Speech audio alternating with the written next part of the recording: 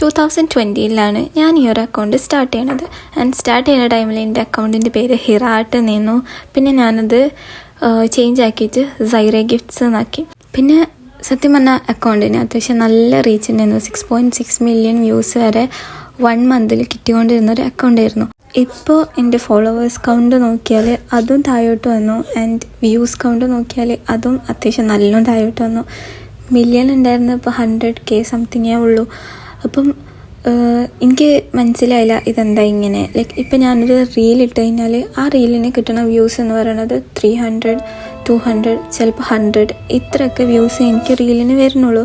അപ്പം അത്രയും എഫേർട്ട് എടുത്ത് ഇത്രയും വർഷം ഇങ്ങനെയൊക്കെ ഉണ്ടാക്കിയെടുത്തിട്ട് പെട്ടെന്ന് ഞാൻ റീൽസ് ഇടുമ്പോൾ അത് റീച്ച് വരുന്നില്ല, അക്കൗണ്ട് ഡൗൺ ആയി പോകുന്നു, എന്തോ ഫ്രീസ് ആയ പോലെ.